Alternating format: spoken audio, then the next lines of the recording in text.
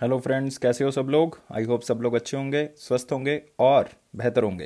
Welcome to affairs cloud learn to lead. This is Ashu और आज हम डिस्कस करने वाले हैं 8 अप्रैल 2021 के करंट अफेयर्स, जिसमें आप दो बेस्ट इमेजेस को देख रहे हो। लेकिन आज हम बहुत ही इंपॉर्टेंट करंट अफेयर्स को डिस्कस करने वाले हैं। स्पेशली दो तीन अपॉइंटमेंट्स आज जो हैं वो बहुत ज़्यादा इंपॉर्टेंट है। सो यार, वीडियो को बिल्कुल लास्ट तक देखना है और साथ ही साथ इस वीडियो को लाइक करना है, शेयर करना है मैक्सिमम टू मैक्सिमम, क्योंकि आपकी सपोर्ट की बहुत ज़्यादा ज़रूरत है। और साथ ही साथ जो है वो अपने चैनल को सब्सक्राइब कर लेना अगर पहली बार ऐसी वीडियो को आप देख रहे हैं और हमारे चैनल पर पहली बार आए हैं।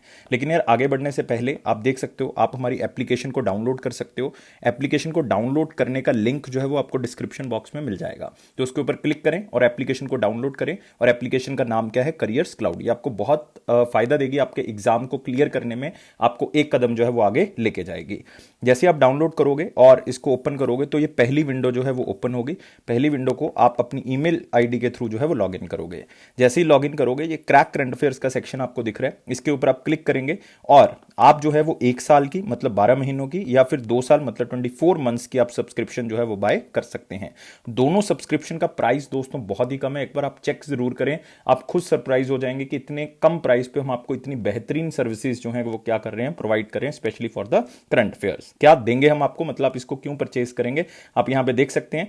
आप यहां पे लेंगे डेली करंट अफेयर्स, मतलब आपको इस सब्सक्रिप्शन के अंदर क्या मिलेगा, डेली करंट अफेयर्स मिलेंगे, जिसमें हम आपको 3 तरह के सेक्शंस देंगे। एक में होगा डिटेल्ड करंट अफेयर पर्टिकुलर उस दिन का, एक में होगा क्वेश्चन एंड आंसर फॉर्मेट में करंट अफेयर्स पर्टिकुलर उसी दिन के, और एक जो है वो होगा क्विज सेक्शन, जो कि आप हमारी एप्लीकेशन के ऊपर अटेम्प्ट कर सकते हो, जान सकते हो कि कितना करंट अफेयर मुझे पर्टिकुलर उस दिन का याद रहा और कितना मुझे और रिवाइज करने की जरूरत है। नेक्स्ट आपको दोस्तों मिलेगा वीकली सेक्शन।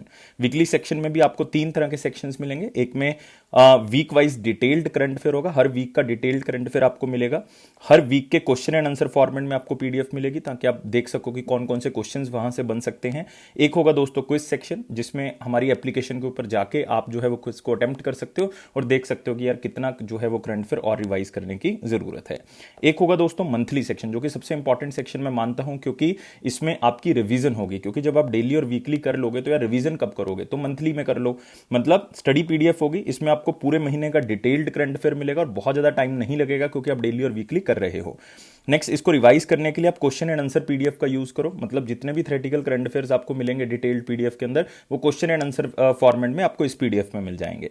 नेक्स्ट होगा बेस्ट 100 करंट अफेयर्स, जो कि आपको क्वेश्चन एंड आंसर फॉर्मेट में मिलेंगे, जो आप अपने एग्जाम से पहले जल्दी जल्दी में रिवाइज कर सकते हो। नेक्स्ट होगा पॉकेट पीडीएफ, जैसे कि नाम से पता लग रहा है, थ्योरेटिकल फॉर्मेट में अगर करंट अफेयर्स को जल्दी जल्दी में रिवाइज करना चाहते हो तो आप इस पीडीएफ का क्या कर सकते हो, यूज कर सकते हो। तो दोस्तों ये तो हो गया डेली, वीकली और मंथली। हम आपको लेकिन प्रोवाइड करते हैं साथ में स्मार्ट पीडीएफ। स्मार्ट पीडीएफ का मतलब है कि आप उसको अपने एग्जाम को क्रैक करने में यूज कर सकते हो। जैसे इसमें सबसे इंपॉर्टेंट है topic wise PDF. Topic wise का मतलब है कि जैसे आपको लग रहा है कि यार मेरा बुक्स एंड ऑथर वाला सेक्शन जो है वो वीक है, बाकी मुझे आता है लेकिन वो वीक है, तो आप क्या करो, बुक्स एंड ऑथर्स जो है वो फटाफट यहां से क्या कर लो, रिवाइज कर लो। आपको पता है कि ये डेज वाला सेक्शन जो है वो जल्दी जल्दी याद नहीं होता, तो एक बार एग्जाम से पहले सिर्फ वहीं रिवाइज करना है, तो आप ये पीडीएफ उठाओ और उसको रिवाइज करो। National current affair, international current affairs, तो जो भी सेक्शन आपको चाहिए वो आप फटाफट रिवाइज कर सकते हो इस स्मार्ट पीडीएफ के थ्रू।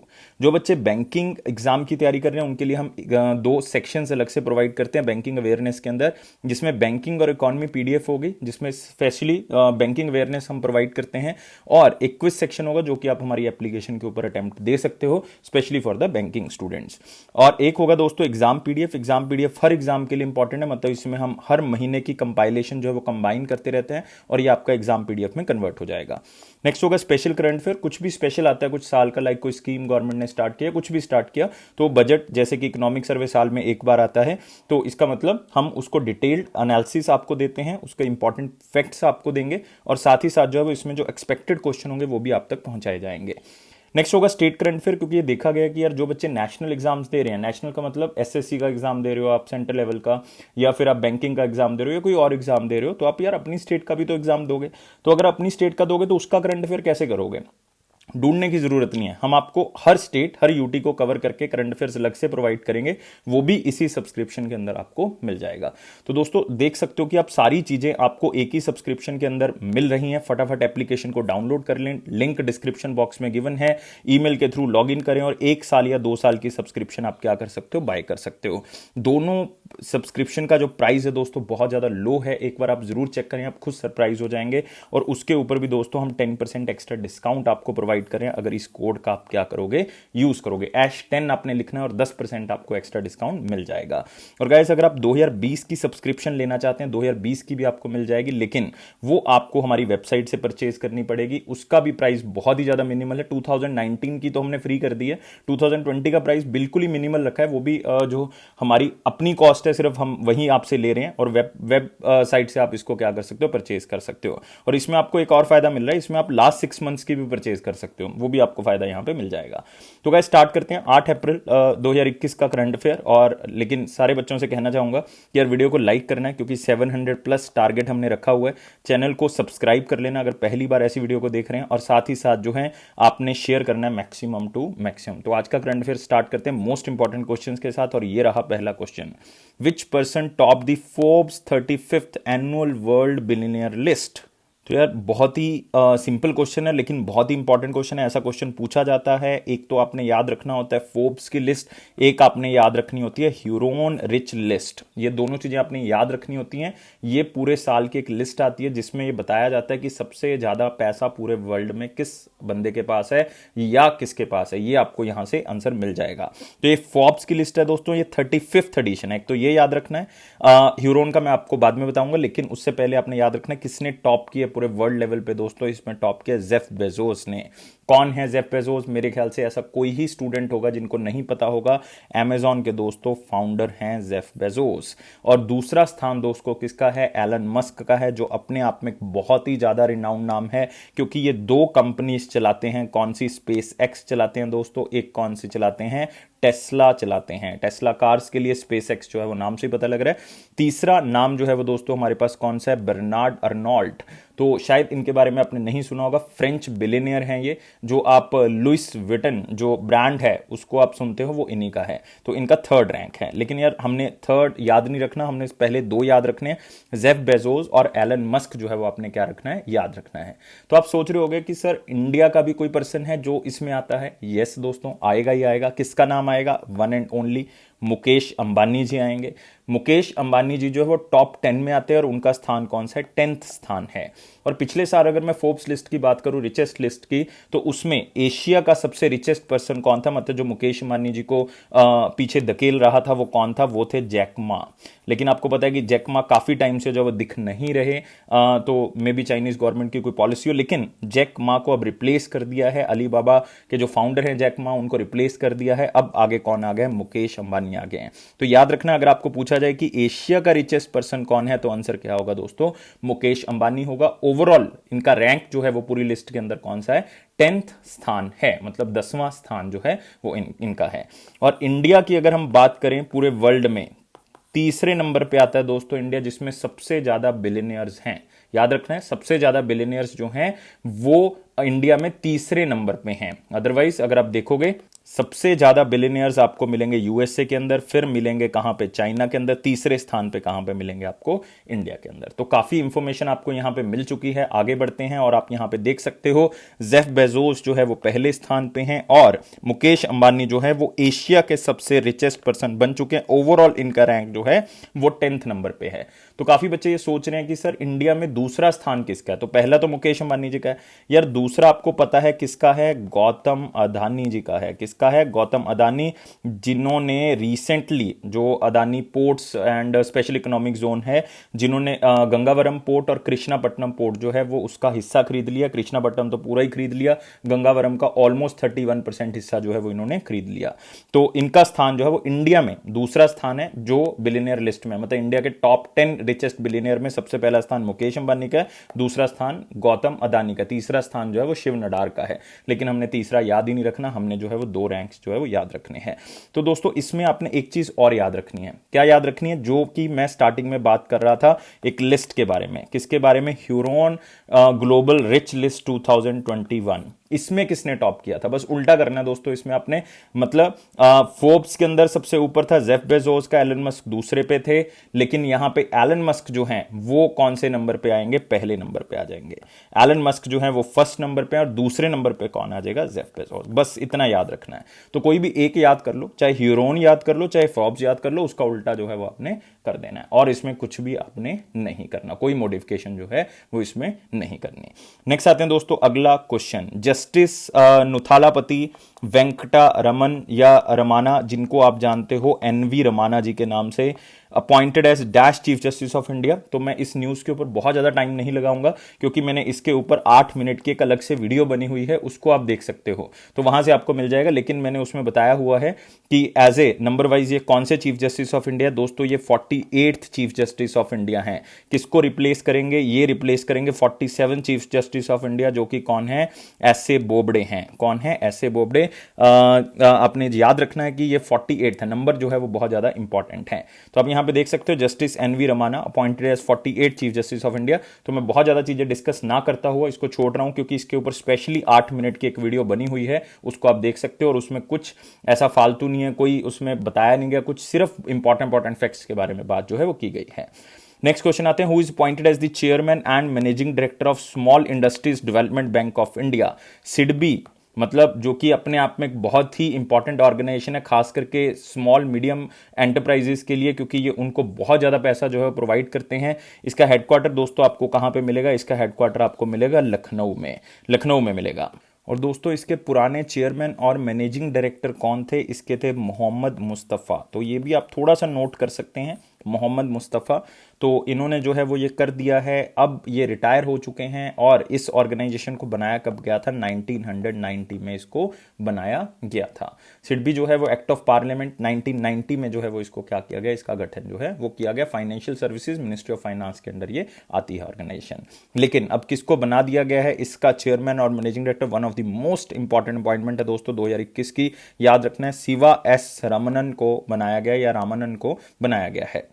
लेकिन दोस्तों बाकी भी ऑप्शंस बहुत इंपॉर्टेंट है। और शिवा एस रमनन जो हैं वो कौन है? शिवा एस रमनन जो हैं वो चीफ एग्जीक्यूटिव ऑफिसर हैं किसके? नेशनल ई गवर्नेंस सर्विसेज के। ये भी आपको पूछा जा सकता है, नेशनल ई गवर्नेंस सर्विसेज के क्या हैं? चीफ एग्जीक्यूटिव ऑफिसर हैं, सीईओ हैं। और साथ ही साथ आपने बाकी ऑप्शंस को दोस्तों याद रखना है। GR चिंताला, और बहुत ही फेमस नाम है खास करके बैंकिंग इंडस्ट्री के अंदर, क्योंकि नाबार्ड के जो चेयरमैन है करंटली वो कौन है? GR चिंताला। और रिसेंट अगर मैं एक क्वेश्चन कवर करूं यहां से, तो वो क्वेश्चन आएगा कि GR चिंताला जी को रिसेंटली एक इंटरनेशनल ऑर्गेनाइजेशन का चेयरमैन भी लगाया गया है। वो कौन सी है दोस्तों? वो है Asia Pacific rural and agriculture credit association. याद रखना है, एशिया पैसिफिक ही याद कर लें, स्मार्ट वर्क करें थोड़ा सा, इसको याद रखना है। और मैं अगर इसकी शॉर्ट फॉर्म लिखूं तो यहां पे लिख सकता हूं APRACA। तो इस तरह से आप इसको याद रखोगे। नेक्स्ट हमारे पास दोस्तों नाम किसका आता है? हमारे पास आता है पल्लव मोहापात्रा का। रिसेंटली पल्लव मोहापात्रा को लगाया गया है MD and CEO of asset reconstruction company India limited, मतलब आरसिल, ARCIL या एसेट रिकंस्ट्रक्शन कंपनी ओनली, आप इसको याद कर ले, उनका MD और CEO लगाया गया है। नेक्स्ट नाम दोस्तों हमारे पास किसका आता है? कुलदीप सिंह का, जो कि डायरेक्टर जनरल लगाए गए हैं किसके? सेंट्रल रिजर्व पुलिस फोर्स के, मतलब CRPF के डायरेक्टर जनरल लगाए गए हैं। तो एक बार मैं दोस्तों रिपीट कर देता हूं कि कौन सा किस पोजीशन पे है। शिवा एस रमन जो है वो सिडबी के नए चेयरमैन और मैनेजिंग डायरेक्टर हैं। GR चिंताला आपको पता है कि नाबार्ड के जो हैं वो क्या है? चेयरमैन है, तो वो भी आपने याद रखना है। और साथ ही साथ इनको कौन सी ऑर्गेनाइजेशन का चेयरमैन लगाया गया है? इनको लगाया गया है Asia Pacific rural and credit association का। पल्लव मोहापात्रा किस पोजीशन पे जो है वो अपॉइंट हुए हैं? ये भी आप याद रखोगे कि पल्लव मोहापात्रा जो हैं ये अपॉइंट हुए हैं रिसेंटली MD और CEO किस ऑर्गेनाइजेशन के? एसेट रिकंस्ट्रक्शन कंपनी के। कुलदीप सिंह मैं आपको बता चुका हूं कि रिसेंटली अपॉइंट किए गए हैं CRPF के डायरेक्टर जनरल। तो ये सारी ऑप्शंस याद रखेंगे। और आप शिवा एस रमनन का जो है वो चेहरा देख सकते हो, इससे आपको न्यूज जो है वो लंबे समय तक याद रहेगी। नेक्स्ट क्वेश्चन आते हैं दोस्तों, what is the name of artificial intelligence driven tool that collects relevant facts and laws related to the cases which was launched by Shri Arvind Bobde ji. तो शरद अरविंद बोबडे जी जो कि हमारे चीफ जस्टिस ऑफ इंडिया, उन्होंने यार इसको लॉन्च किया है, आर्टिफिशियल इंटेलिजेंस टेक्निक को कोर्ट के अंदर लॉन्च किया, ताकि जो केसेस के फैक्ट हैं उनको आर्टिफिशियल टेक्नोलॉजी के थ्रू या केसेस के रिगार्डिंग जो लॉज हैं उनको आर्टिफिशियल इंटेलिजेंस के थ्रू जो है वो सर्च किया जा सके और जो है केसेस में हेल्प मिल सके और बर्डन जो है वो कम हो सके। तो आपने उसका नाम जो है वो मुझे बताना है, एब्रीवेशन मैं आपको बताऊंगा और बाकी ऑप्शंस को भी साथ में हम क्या करेंगे, स्टडी करेंगे। लेकिन यार फटाफट पहले आप बताएंगे कि इसका नाम जो है वो क्या है, फटाफट। और आंसर दोस्तों क्या होगा, बहुत से बच्चों ने आंसर देना स्टार्ट कर दिया। आंसर क्या होगा इसका? सुपेस होगा। इसका मतलब क्या है? Supreme court. Supreme, S stands for supreme court. फिर आएगा इसके बाद पोर्टल, मतलब SU का मतलब ही दोस्तों क्या है? Supreme court. फिर आएगा portal, for assistance, portal for assistance in court efficiency, in court efficiency. तो supreme court portal for assistance in court efficiency नाम से पता लग रहा है कि कोर्ट की एफिशिएंसी को इंक्रीज करेगा और साथ ही साथ जो है वो आगे जाके जो है वो कोर्ट को हेल्प करेगा उनके केसेस को रिसर्च करने में, खास करके जो भी लॉज उस केस से रिलेटेड होंगे। तो इसको आपने याद रखना है। बाकी ऑप्शंस के ऊपर आऊंगा, लेकिन उससे पहले आप यहां पे देख लें, supreme court launched SUPACE, supreme court portal for assistance in courts efficiency. तो इसको जो है वो लॉन्च किया है क्योंकि सुप्रीम कोर्ट की तरफ से दोस्तों एक क्या बनाई गई थी, एक आर्टिफिशियल इंटेलिजेंस कमेटी बनाई गई थी, जिसके चेयरमैन खुद कौन थे, हमारे चीफ जस्टिस ऑफ इंडिया थे एस ए बोबडे, और वो पहले चेयरमैन थे दोस्तों इस पूरे कमेटी के, जिसको नाम दिया गया आर्टिफिशियल इंटेलिजेंस कमेटी। ये भी आपने जो है वो याद रखना है।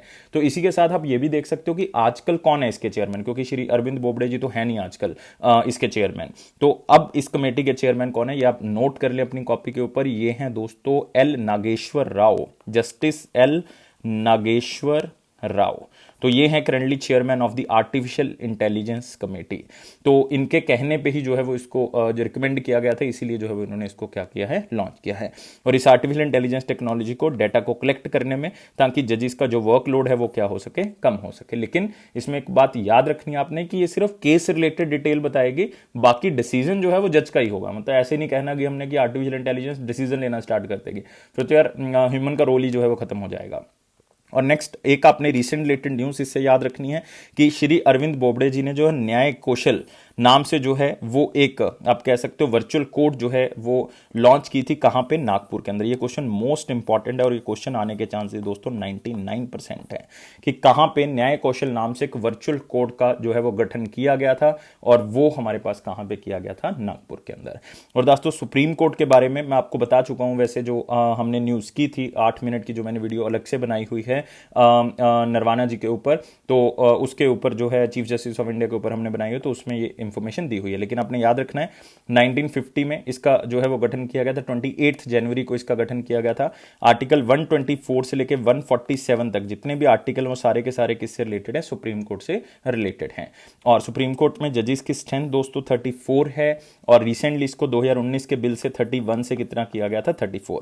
लेकिन आपने एक बात याद रखनी है कि जब भी जजेस को बढ़ाया जाता है अमेंडमेंट करने की जरूरत नहीं है, सीधा ही प्रेसिडेंट के नोटिफिकेशन के थ्रू जो है वो उसको बढ़ाया जा सकता है। और रिटायरमेंट एज जजेस की कितनी है, 65 है, ये भी आप याद रखोगे। और आर्टिकल 124 के तहत जजेस को अपॉइंट जो है वो किया जाता है, तो ये आपने याद रखना है। नेक्स्ट क्वेश्चन के ऊपर बढ़ते हैं।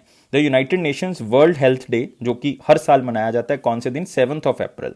इसका थीम दोस्तों क्या है 2021 का, तो ये आपने बताना है, साथ ही साथ आंसर फटाफट बता देंगे। और पिछले क्वेश्चन के अंदर जो है वो ऑप्शंस को डिस्कस करना जरूर रह गया, और उसको भी हम जो है वो जरूर डिस्कस करेंगे इसके बाद। तो यहां पे आपने याद क्या रखना है, वर्ल्ड हेल्थ डे। दोस्तों ये इंपॉर्टेंट है, खास करके आज के इस दौर में जिसमें कोविड-19 जो है वो चल रहा है, और इसमें हम इस हेल्थ फैक्टर से जो है वो सबसे ज्यादा जूझ रहे हैं, जिसके कारण पूरा का पूरा वर्ल्ड जो है, ओनली इंडिया नहीं कहूंगा, पूरा का पूरा वर्ल्ड जो है वो थमा हुआ है। आप कह सकते हो ग्रोथ कम हो चुकी है, हम एक दूसरे से मिल नहीं पा रहे। तो ये दिन जो है वो किसके कारण जो है, या आप कह सकते हो क्यों जो है वो इसको सेलिब्रेट जो है वो किया जाता है, या क्यों इसको ऑब्जर्व जो है वो किया जाता है। तो आपने याद रखना है कि हेल्थ टॉपिक्स के कंसर्न को लेके जो है लोगों को अवेयर करना है, ग्लोबल लेवल पे इसको हाईलाइट करना है, और ये वर्ल्ड हेल्थ ऑर्गेनाइजेशन का इनिशिएटिव है कि लोगों के अंदर हेल्थ को लेके प्रायोरिटी जो है वो बढ़ानी है। तो इसका थीम दोस्तों क्या है, इसका थीम है building A fairer and healthier world. तो हमने एक ऐसा जो है वो विषय बनाना है जिसके अंदर जो है वो सारे के सारे लोगों को हेल्थ के रिलेटेड जो है वो कोई भी प्रॉब्लम जो है वो हमने नहीं आने देनी। ऐसा हो तो नहीं सकता कि 0% हेल्थ इश्यूज हो, लेकिन हमने हेल्दियर वर्ल्ड के ऊपर जो है वो काम करना है, और ये हमारा सस्टेनेबल डेवलपमेंट गोल भी है, जिसको हमने जल्दी से जल्दी अचीव भी करना है। तो इस चीज को आपने याद रखना है। और बाकी दोस्तों जो आप ऑप्शन देख रहे हो ये भी आपके लिए इंपॉर्टेंट है। ये क्यों इंपॉर्टेंट है, क्योंकि आप पहला देखो I am and I will, ये किसका है दोस्तों, ये है international day of human fraternity, मतलब ह्यूमन भाईचारे के बारे में ये बताता है। और ये कब मनाया जाता है ह्यूमन फ्रेटर्निटी डे, और इंटरनेशनल लेवल का डे है यार, हमने क्वेश्चन किया हुआ है, 4 फेब को मनाया जाता है। Next a pathway to the future, ये भी इंपॉर्टेंट है, और ये दिन जो है वो दोस्तों कब मनाया जाता है, international day of human fraternity. मतलब जो I am and I will है बेसिकली, ये जो है वो वर्ल्ड कैंसर डे है। सॉरी, मैंने आपको पहले जो है वो एक ऊपर नीचे कर दिया, तो याद रखना है, दोबारा से बता रहा हूँ एक बार, याद रखें इसको। I am and I will जो है वो वर्ल्ड कैंसर डे का है, ना कि international day of human fraternity का है। I am and I will world cancer day, ये भी दोस्तों सेम ही मनाया जाता है 4 फेब को, इसलिए जो है वो यहां पे कंफ्यूजन हो गया। A pathway to the future ये है वर्ल्ड और international day of human fraternity, ये भी 4 फेब को जो है वो सेलिब्रेट किया जाता है। Next, global solidarity shared responsibility, ये तो मेरे ख्याल से बताने की जरूरत नहीं है क्योंकि मैं बहुत बार इसको बता चुका हूं कि ये दोस्तों है वर्ल्ड एड्स डे का। किसका है? वर्ल्ड एड्स डे का, और ये कब मनाया जाता है? 1 दिसंबर को। तो ये तीनों के तीनों भी आपने याद रखने हैं, तीनों के तीनों थीम्स जो हैं वो इंपॉर्टेंट हैं। और सी को तो याद रखोगे ही रखोगे, ये है वर्ल्ड हेल्थ डे का, और इसका थीम जरूर याद रखना है। और दोस्तों इसमें ऑर्गेनाइजेशन कौन सी इंपॉर्टेंट होगी, क्योंकि मैंने आपको बताया कि इसको कौन सी ऑर्गेनाइजेशन जो है वो सेलिब्रेट करती है। दोस्तों इसको सेलिब्रेट किया जाता है वर्ल्ड हेल्थ ऑर्गेनाइजेशन की तरफ से।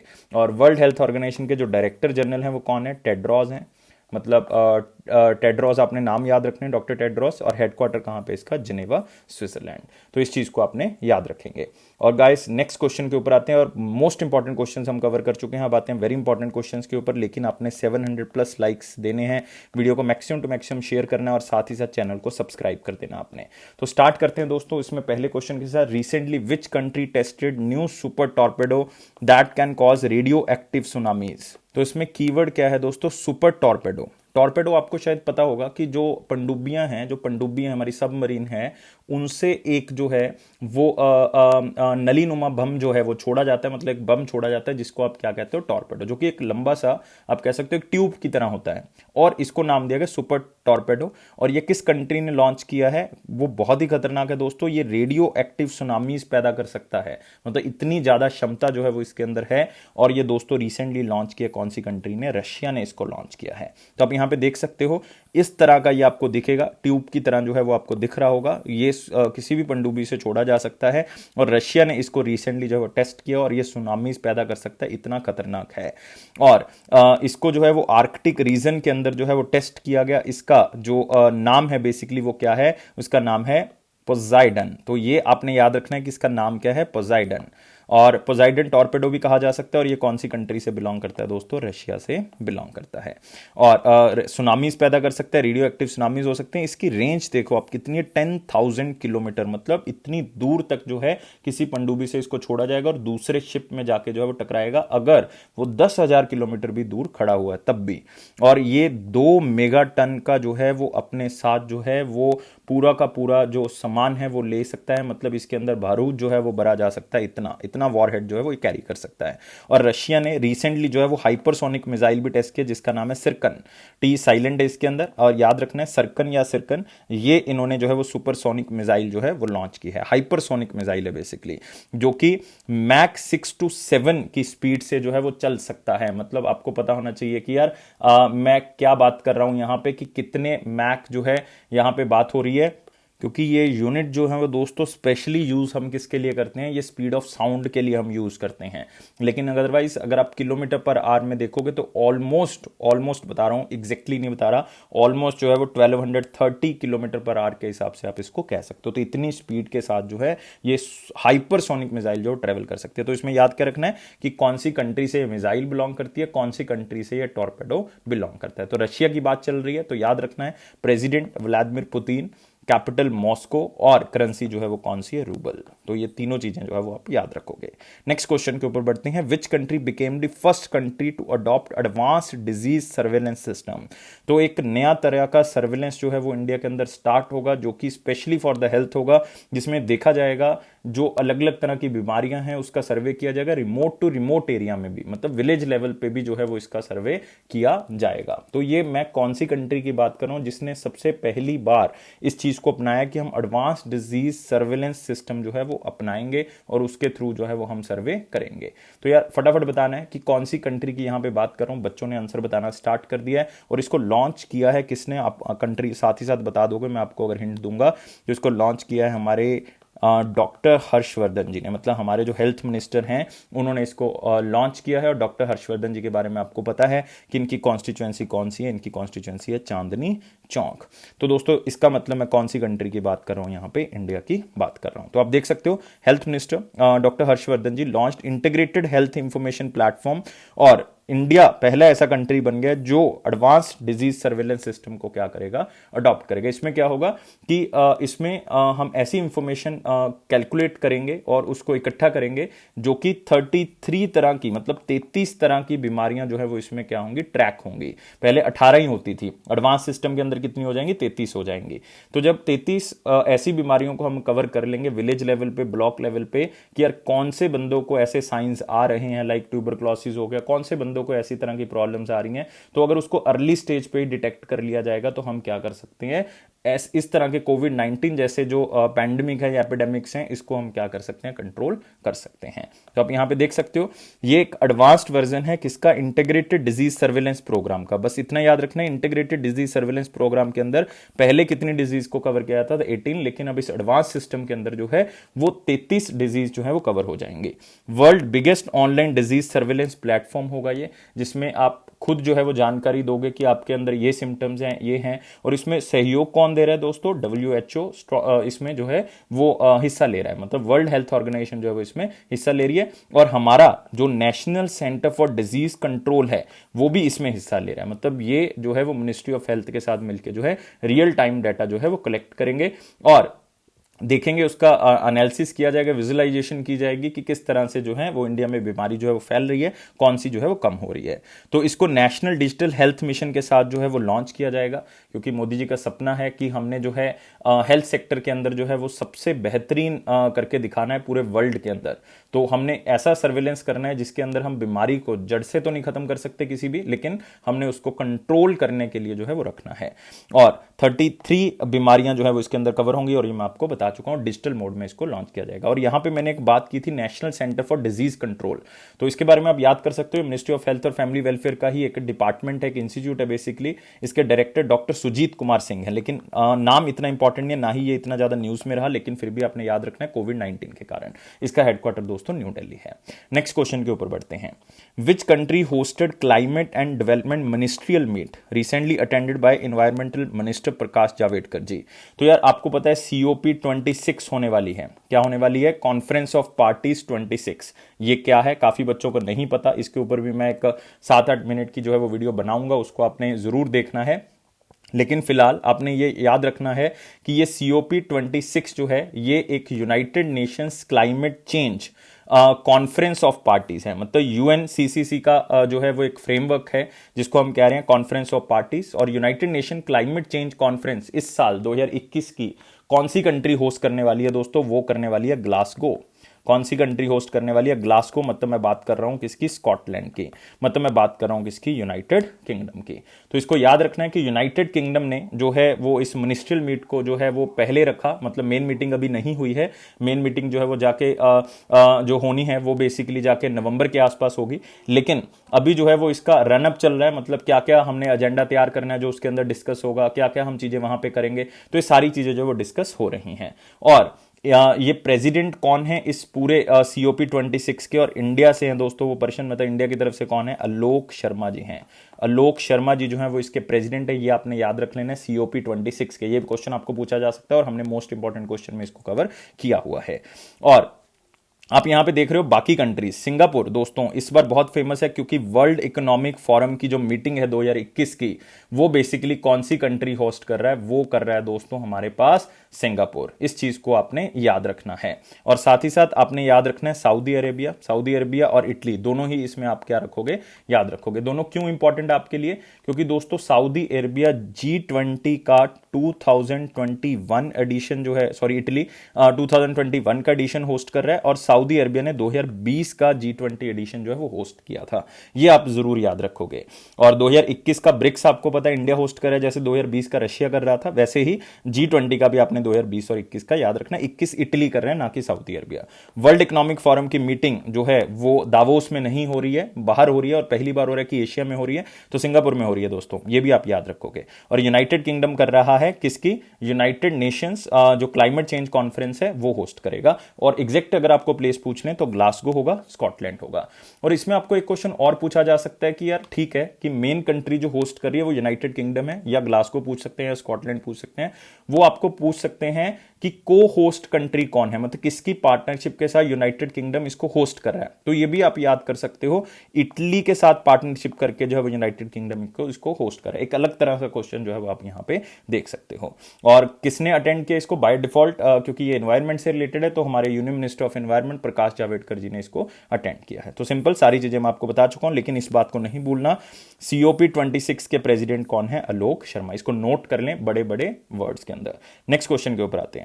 विच organisation released world economic outlook report and has hiked its growth projection for India for financial year 2022 by 1%। तो मतलब पहले उन्होंने जो है वो प्रोजेक्शन कुछ और की थी, अब 1% उन्होंने प्रोजेक्शन का इजाफा किया है। उन्होंने देखा कि यार इंडिया के अंदर जो है वो बढ़ रही हैं इन्वेस्टमेंट्स, तो पहले उन्होंने प्रोजेक्ट किया था 11.5% इंडिया जो है वो ग्रो करेगा फाइनेंशियल ईयर 22 के अंदर, लेकिन अब उन्होंने प्रोजेक्ट किया है कि इंडिया जो है वो 12.5% ग्रो करेगा, मतलब 1% ज्यादा ग्रोथ करेगा। तो ये जनवरी 2021 के एस्टिमेशन के अकॉर्डिंग अभी बहुत बार चेंज होगा, तो इसके ऊपर फोकस नहीं करना। आपने फोकस क्या करना है, ये वर्ल्ड इकोनॉमिक आउटलुक रिपोर्ट कौन देता है, ये क्वेश्चन आपको पूछा जा सकता है दोस्तों। इसका आंसर क्या होगा, इंटरनेशनल मॉनेटरी फंड की तरफ से इसको दिया जाता है। इंटरनेशनल मॉनेटरी फंड एक ऐसी ऑर्गेनाइजेशन है जो वर्ल्ड बैंक के साथ मिलकर बनाई गई थी, मतलब दोनों को इकट्ठा बनाया गया था। दोनों को किस नाम से जाना जाता है, ब्रेटन वुड्स ट्विंस के नाम से जाना जाता है। ब्रेटन वुड्स ट्विंस यूएसए के अंदर एक जगह है जहां पे इन दोनों ऑर्गेनाइजेशन को इकट्ठा बनाया गया था 1944 के अंदर। और दोनों का हेडक्वार्टर इसलिए सेम है दोस्तों, कहां पे है, Washington DC. Washington DC United states of America, world bank और आईएमएफ का जो है वो सेम हेडक्वार्टर रहा है।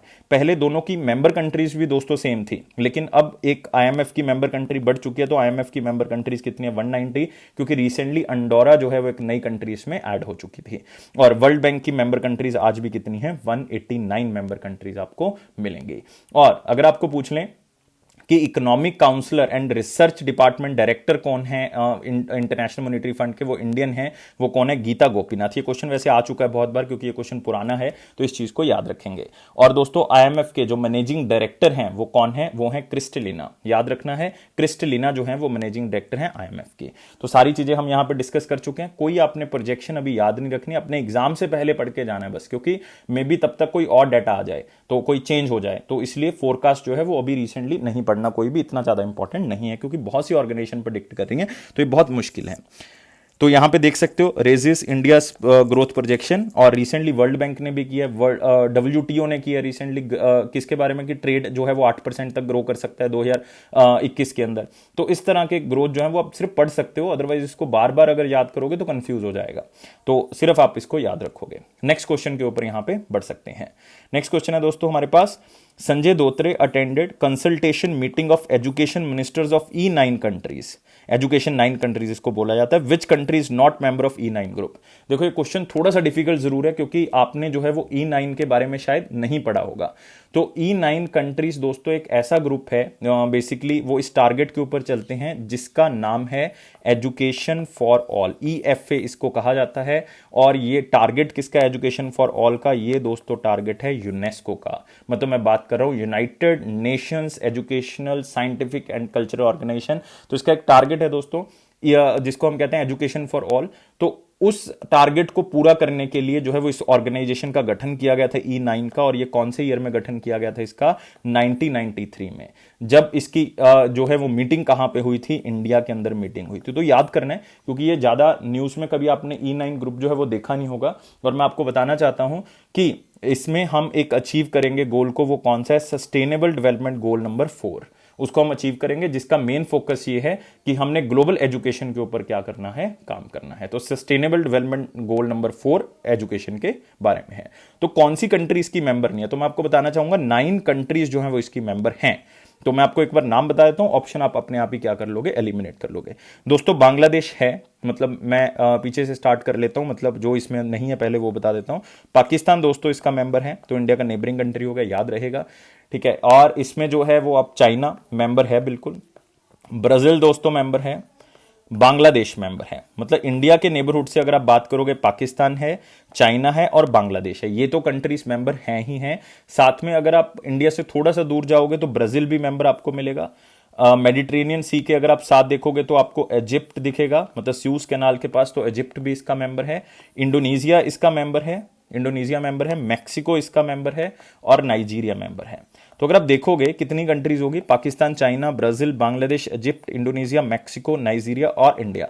तो ये 9 कंट्रीज दोस्तों क्या है, इसकी मेंबर हैं। तो कौन सी बची, श्रीलंका दोस्तों मेंबर नहीं है। तो एक बार जरूर पढ़ लें कंट्रीज, अदरवाइज ये अगर सारी कंट्रीज 9 की 9 को हम मिला लेते हैं, ये ऑलमोस्ट पूरे वर्ल्ड की 30% जीडीपी जो है वो काउंट कर लेगी, क्योंकि इसमें इंडिया और चाइना आ जाते हैं सबसे बड़ी कंट्रीज जो हैं। तो इसलिए ये आपके लिए इंपॉर्टेंट हो जाता है। तो E9 ग्रुप का लक्ष्य दोस्तों क्या है, E9 ग्रुप का लक्ष्य है कि एजुकेशन फॉर ऑल टारगेट को हमने अचीव करना है, और ये यूनेस्को की तरफ से ये टारगेट रखा गया है। और यूनेस्को के बारे में जो है वो याद रखेंगे, यूनेस्को का जो हेडक्वार्टर है वो दोस्तों कहां पे, पेरिस के अंदर है, फ्रांस के अंदर। और डायरेक्टर जनरल कौन है, ऑड्रे अजौले। डायरेक्टर जनरल कौन है इसके, ऑड्रे अजौले।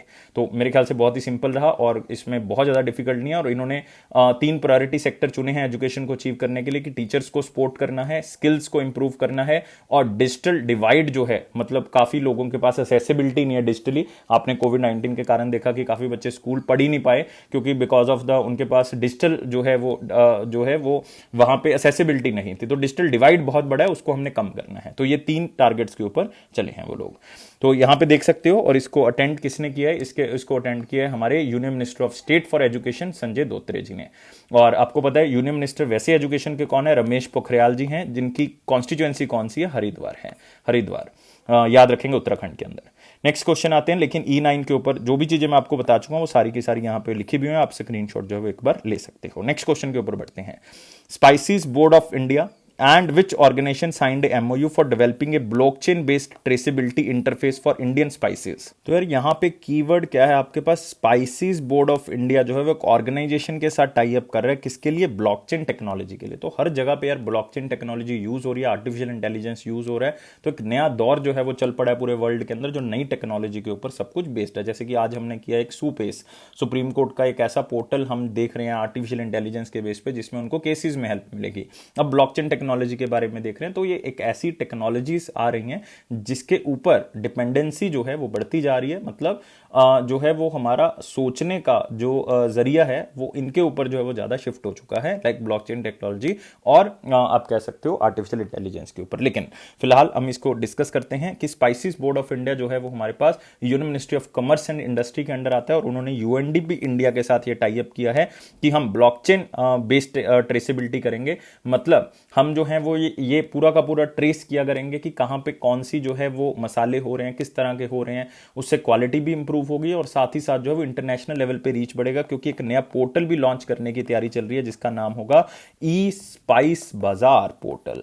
मतलब जब इस पोर्टल के ऊपर जो है कंज्यूमर्स भी रजिस्टर होंगे, प्रोड्यूसर भी रजिस्टर्स होंगे, एक्सपोर्टर रजिस्टर्स होंगे, तो इसका मतलब आपका जो फैलाव है वो पूरा वर्ल्ड वाइड जो है वो हो जाना है। मतलब पूरे वर्ल्ड वाइड जो है जो स्पाइसेस पैदा कर रहे हैं, जो खरीद रहे हैं, स्पाइसेस फार्मर्स होंगे, वो सारे इसके अंदर रजिस्टर होंगे। इससे क्या होगा, जो स्पाइस फार्मर्स हैं और इंटरनेशनल मार्केट के जो बायर्स हैं वो क्या करेंगे, यहाँ पे एक साथ इकट्ठा हो जाएंगे। जब इकट्ठा हो जाएंगे इसका मतलब उनकी इनकम जो है वो क्या होगी, बढ़ जाएगी।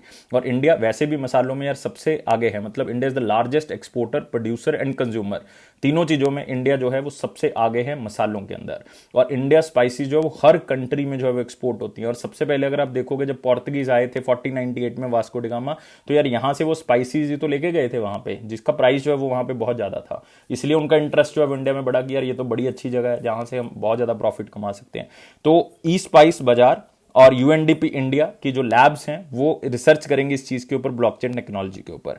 तो आप यहां पे देख सकते हो spices board of India and UNDP India's accelerator lab जो है ये डेवलप करेंगी ब्लॉकचेन पावर ट्रेसेबिलिटी इंटरफेस, ताकि जो स्पाइसेस फार्मर्स हैं उनको क्या मिल सके, यहाँ पे बेहतर इनकम का एक साधन जो है वो मिल सके। इससे सप्लाई चेन जो है वो हमारी क्या होगी, स्ट्रांग होगी।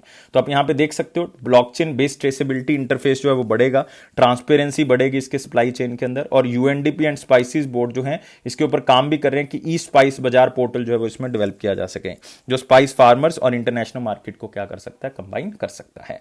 नेक्स्ट क्वेश्चन के ऊपर बढ़ेंगे, लेकिन यूनाइटेड नेशन यूएनडीपी के बारे में जो है वो आप यहां पे याद रखोगे। यूएनडीपी जो है मतलब ऑलमोस्ट जो है वो 170 कंट्री से भी ज्यादा कंट्रीज में काम कर रहा है। इसको 1965 में इसका गठन किया गया था, और इसका हेडक्वार्टर आपको कहां मिलेगा, न्यूयॉर्क के अंदर मिलेगा। और इसके जो एडमिनिस्ट्रेटर हैं वो एशिम स्टिनर हैं, तो आप याद कर सकते हो, एशिम स्टिनर याद कर सकते हो। स्पाइसेस बोर्ड ऑफ इंडिया का हेडक्वार्टर कहां पे मिलेगा, केरला, क्योंकि सबसे ज्यादा स्पाइसेस कहां पे होती हैं, केरला में। इसके चेयरमैन कौन है, डी साथ्यान। तो ये क्वेश्चन आया था रिसेंटली किसी स्टेट एग्जाम में, डी साथ्यान, याद रखेंगे। नेक्स्ट क्वेश्चन आते हैं, who partner with Centre for Innovations in public System to promote innovation in public system. तो पब्लिक सिस्टम के अंदर इनोवेशन को बढ़ाने के लिए, नई सोच को आगे बढ़ाने के लिए किसने टाई अप किया है, centre for innovation in public system. मतलब सरकार के कामकाज में इनोवेशन को आगे बढ़ाने के लिए, लोगों को अच्छी सर्विसेज मिल सकें, उसके लिए जो है वो टाई अप किया गया है, किसके साथ, CIPS के साथ। लेकिन किसने टाई अप किया है दोस्तों, आपको पता है कि इनोवेशन के लिए कौन फेमस है, यहां पे फेमस है अटल इनोवेशन मिशन, जो कि किसने लॉन्च किया, नीति आयोग ने। और रिसेंटली दोस्तों मैंने क्वेश्चन कवर किया था, आपको शायद याद होगा, इवन कल की न्यूज में मैंने क्वेश्चन कवर किया है कि अटल इनोवेशन मिशन के नए हेड जो हैं वो कौन बनाए गए, मतलब नए जो मिशन डायरेक्टर हैं वो कौन बनाए गए हैं। मेरे ख्याल से सब बच्चों को जो है वो पता होगा, डॉक्टर चिंतन वैष्णव, इनको बनाया गया है नया mission director of the Atal innovation mission. तो नई इनोवेशंस लेके आएंगे ताकि लोगों तक सर्विसेज जो है वो बेहतर से बेहतर जो है वो पहुंचाई जा सके, और कम से कम प्राइस पे या कम से कम टाइम में जो है वो उनके साथ ये इंफॉर्मेशन पहुंच सके। तो इससे क्या होगा, एंटरप्रेन्योरशिप इकोसिस्टम भी बढ़ेगा, और आप कह सकते हो मैनेजमेंट सिस्टम इंप्रूव होगा, और डेटाबेस जो है वो इनोवेशन का अगर करेंगे तो डेटाबेस भी जो है वो क्या होगा, इंप्रूव होगा। तो पब्लिक सर्विसेज जो है वो बेसिकली क्या हो जाएंगे, बेहतर हो जाएंगे। तो अभी तो मिशन डायरेक्टर जो है वो R रामनन है, लेकिन रिसेंटली चेंज कर दिए गए हैं, तो आपने याद रखना है कौन बना देंगे, डॉक्टर चिंतन वैष्णव। और इधर से हमारे पास जो है वो आप कह सकते हो कि centre for innovation in public system के जो डायरेक्टर हैं C अशलेंडर रेड्डी, तो उनके साथ ये टाई अप किया गया। लेकिन आपने नाम कोई याद नहीं रखना, कुछ इंपॉर्टेंट नहीं है इसमें, सिर्फ इतना याद रखना है कि इनोवेशन को इंप्रूव करना है, ताकि जो सरकार की या स्टेट लेवल पे चाहे डिस्ट्रिक्ट लेवल पे इवन जो प्रोग्राम्स हैं वो लोगों तक जो है वो अच्छे तरह से पहुंच सके, उनको मजबूती मिले, उनकी प्रमोशन जो है वो लोगों तक हो सके। और ये काम कौन करेगा, ये अटल इनोवेशन मिशन जो है वो काम करेगा। और दोस्तों centre for innovation in public system, इसका हेडक्वार्टर आपको कहां पे मिलेगा, हैदराबाद के अंदर। तो नेक्स्ट क्वेश्चन के ऊपर यहां पे बढ़ सकते हैं। नेक्स्ट क्वेश्चन है हमारे पास, ये सारी इंफॉर्मेशन मैं आपको बता चुका हूं, तो इसको याद रखना है। नेक्स्ट है दोस्तों इंपॉर्टेंट क्वेश्चन करने से पहले यार वीडियो को लाइक कर दें, 700 प्लस लाइक चाहिए, शेयर कर दें मैक्सिमम टू मैक्सिमम, चैनल को सब्सक्राइब जरूर कर दें। नेक्स्ट है दोस्तों, एक ही पॉइंट में डिस्कस करूंगा, सुप्रीम कोर्ट के द्वारा जो अपॉइंट की गई थी एक 4 मेंबर कमेटी, जिसमें से एक मेंबर बाद में जो है वो मना कर गए, तो 3 मेंबर कमेटी रह गई, उन्होंने अपनी रिपोर्ट जो है वो सबमिट कर दी है। तो सिर्फ मैं इसमें 1-2 चीजें आपको बताना चाहता हूं, इसमें क्वेश्चन कोई नहीं है, कि 85 फार्मर ऑर्गेनाइजेशन के साथ उन्होंने कंसल्ट किया, उसके बाद उन्होंने ये रिपोर्ट जो है वो सबमिट की है, ताकि सरकार और किसानों के बीच का जो इशू चल रहा है, दिल्ली के अंदर जो स्ट्राइक्स चल रही हैं, उसके ऑलमोस्ट 3 से ज्यादा महीने हो गए हैं, तो वो किसी न किसी तरह से खत्म हो सके। इस कमेटी के मेंबर कौन थे ये आपने याद रखना है। पहले 4 मेंबर कमेटी थी, लेकिन एक मेंबर बाद में चले गए थे। तो भूपिंदर सिंह मान जो है फार्म यूनियन के एक लीडर थे, तो उन्होंने जो है वो बाद में अपने आप को पीछे खींच लिया, और 3 ही मेंबर रह गए। और वो कौन कौन है, प्रमोद कुमार जोशी, अनिल गनवट या फिर अशोक गुलाटी। तो ये 3 मेंबर कमेटी बनाई गई थी, 3 लॉस को जो है वो आप कह सकते हो ठीक करने के लिए या चेंज करने के लिए, किसी भी तरह से जो भी गलतियां उसको देखने के लिए। और 3 लॉ कौन से थे, farmers produce trade and commerce promotion and facilitation act, एक था असेंशियल कमोडिटी एक्ट, एक था farmers empowerment and protection act. तो ये 3 एक्ट है जिसके ऊपर जो है काम चल रहा है। तो सारी चीजें क्लियर हो चुकी हैं, और अब बढ़ते हैं वन लाइनर इंपॉर्टेंट पॉइंट्स के ऊपर। वन लाइनर में दोस्तों पहला पॉइंट है बायजूस, जो कि इंडिया का बहुत बड़ा एजुकेशन प्लेटफॉर्म है, उन्होंने AESL को खरीद लिया है, पूरा का पूरा अक्वायर कर लिया है। कितने में? $1 बिलियन में। तो ये एक बहुत बड़ी न्यूज़ है, आपने याद रखना है। AECL मतलब मैं किसकी बात कर रहा हूँ यहाँ पे? मैं बात कर रहा हूँ आकाश एजुकेशनल सर्विसेज लिमिटेड। तो आपको पता है कि नॉन मेडिकल या मेडिकल के अंदर इनका बहुत बड़ा नाम है आकाश एजुकेशनल सर्विसेज का। तो किसने खरीद लिया दोस्तों? बाइजू ने इसको खरीद लिया है। तो याद रखना है, ये बिगेस्ट आप कह सकते हो एक्विजिशन है एजुकेशन सेक्टर के अंदर, और खास करके बाइजू की। तो $1 बिलियन मतलब ऑलमोस्ट 7300 करोड़ रुपीस का खरीद लिया है। Next, Mukesh Ambani top India 10 richest billionaires 2020 list of Forbes. तो 10th नंबर पे हैं, ये मैं आपको बता चुका हूं, और एशिया के सबसे रिचेस्ट हैं। नेक्स्ट है दोस्तों वर्ल्ड बैकअप डे। तो मतलब इंपॉर्टेंट नहीं है, लेकिन मैं फिर भी आपको बता देता हूं। ये 31 मार्च को जो है वो मनाया जाता है, इसको एनुअली ऑब्जर्व किया जाता है, ताकि जो डिजिटल डॉक्यूमेंट्स हैं उनको जो है वो प्रोटेक्ट किया जा सके। लोगों को ये बार बार जानकारी दी जा सके कि डिजिटल डॉक्यूमेंट्स को आपने प्रोटेक्ट करके रखना है, आपकी जानकारी जो है वो आपके पास रहनी चाहिए। तो सिर्फ उसके बारे में, अदरवाइज मतलब इसकी सेकंड कॉपी जो है वो अपने पास होनी चाहिए। आपकी एक्सटर्नल हार्ड ड्राइव के अंदर जो है वो आपके कंप्यूटर के अंदर तो होगी, लेकिन एक दो जगह पे और भी इसको आप अपलोड करके रखें। Next, Virat Kohli regains top spot in the ODI ranking. तो विराट कोहली ओडीआई रैंकिंग में सबसे पहले नंबर पे आ गए हैं। ये आपने थोड़ा सा बस पढ़ना है, मेरे ख्याल से इसमें ज्यादा पढ़ने की जरूरत भी नहीं है, बच्चों को याद रहेगा, क्योंकि रिसेंटली जो है वो उन्होंने सीरीज को जीता है इंग्लैंड के खिलाफ। उन्होंने 3 मैच की सीरीज को 2-1 से जीता, और इंडिया भी जो है वो ICC world cup super league standing में जो है वो एक स्थान जो है वो ऊपर आ गया था। 7th स्थान पे जो है इंडिया आ गया था, लेकिन अब 8th रैंकिंग जो है वो सामने आ रही है, लेकिन अदरवाइज आप 7th स्पॉट पे जो है जो याद रख सकते हो। लेकिन इंग्लैंड की सीरीज के बाद एक बार 7th पे आ गया था, लेकिन बाद में फिर रिसेंटली मतलब 7 अप्रैल की डेट तक अगर हम चेक करें तो 8th स्पॉट पे है इंडिया। तो ये चीज आप याद रखोगे। और इंग्लैंड जो है वो टॉप पे है इसमें ICC world super league standings के अंदर। नेक्स्ट है a book title exam warriors, जो कि पहले भी लॉन्च की गई है बच्चों को प्रोत्साहन देने के लिए। मोदी जी की कुछ अपनी जो है वो इसके अंदर भावुक बातें हैं, उनकी कुछ फोटोग्राफीज हैं इसके अंदर। तो एग्जाम वॉरियर्स का 2nd एडिशन जो है वो लॉन्च किया गया प्राइम मिनिस्टर नरेंद्र मोदी की तरफ से। Next, international day of sport for development and peace 2021 6 April को मनाया गया। तो दोस्तों 6 अप्रैल को इसको सेलिब्रेट तो कर लिया गया, लेकिन आपने बताना है कि ये दिन जो है वो बेसिकली क्या है। मतलब इंटरनेशनल डे जो ये मनाया गया, ये बेसिकली किसके लिए जो है वो मनाया गया, ये बताना है। तो यार नाम से देख सकते हो कि स्पोर्ट्स को यूज करके हमने पीस को जो है वो क्या करना है, प्रमोट करना है। मतलब हमने रेजिलियंस को बढ़ाना है।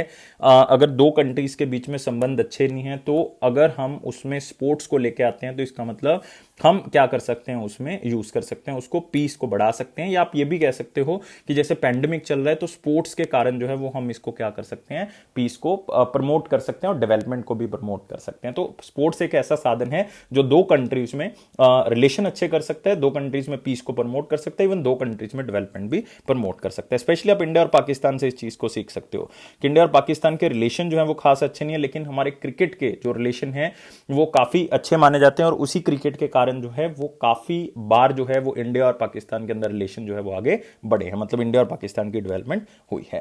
तो ये सारे पॉइंट्स अपने वन लाइनर पॉइंट के बेसिस पे याद रखने हैं। लेकिन अब आते हैं क्वेश्चन ऑफ द डे। 6 और 7 अप्रैल का क्वेश्चन दोस्तों हमारे पास क्या था? Which of the following group of reverse have their source of origin इन तिब्बत। तिब्बत के अंदर कौन सी रिवर्स का सोर्स है, ये आपने मुझे बताना था। तो यार क्वेश्चन तो बहुत ही सिंपल था, लेकिन बहुत से बच्चों ने जो है वो आंसर नहीं बताया। बहुत ही कम बच्चे यार आजकल आंसर बता रहे हैं। मुझे नहीं पता कि रीजन क्या है, लेकिन मैं सब बच्चों को कहना चाहता हूं कि यार आंसर आपने जरूर बताना है। तो इसका आंसर क्या होगा दोस्तों? देखो, जो गंगा, सतलुज और यमुना है दोस्तों, गंगा का गंगोत्री ग्लेशियर है, यमुना का जो है वो बेसिकली क्या है हमारे पास, यमुनोत्री ग्लेशियर। तो इसमें एक ही ऑप्शन सही था, वो कौन सा था? सतलुज था। सिर्फ सतलुज सही था, क्योंकि सतलुज जो आती है वो हमारे पास जो है वो तिब्बत वाले एरिया से आती है। इसको भी आप जो है रक्षताल लेक है एक तिब्बत में, तो वहां से ही आती है। तो इसका मतलब बी ऑप्शन गलत हो गया, क्योंकि कॉम्बिनेशन नहीं बन रहा। तो गंगा गंगोत्री ग्लेशियर से, सतलुज सही था, इसमें ब्रह्मपुत्र सही था, क्योंकि ब्रह्मपुत्र जो है वो तिब्बत से ही आती है, मानसरोवर लेक से जो है वो ईस्ट साइड से निकलती है। तो मतलब यहां पे 2 सही था, तीसरा नहीं सही था, ये भी गलत हो गया। चेनाब जो है, रावी जो है और सतलुज जो है, सतलुज इसमें सही था दोस्तों। रावी और चेनाब ये दोनों हिमाचल प्रदेश से आ रही हैं, तो इसका मतलब ये भी आंसर जो है वो क्या हो गया, गलत हो गया। तो आंसर जो है वो दोस्तों क्या बनेगा? ए बनेगा, ब्रह्मपुत्र और इंडस और सतलुज। ब्रह्मपुत्र का सोर्स जो है वो दोस्तों मानसरोवर लेक है, मानसरोवर लेक के ईस्ट साइड से निकलती है। इंडस मानसरोवर लेक के वेस्ट साइड से निकलती है। सतलुज मैं आपको बता चुका हूं रक्षताल लेक से निकलती है। और ये जगह जो है वो कहां पे, मानसरोवर लेक और अक्षता लेक तिब्बत के अंदर है। तो इसको याद रखोगे, आंसर इसका क्या होगा, ए होगा। बाकी ऑप्शंस क्या हैं, गलत हैं। अब आते हैं question of the day. Question of the day दोस्तों हमारे पास क्या है, who introduce the doctrine of lapse to expand British territories in India.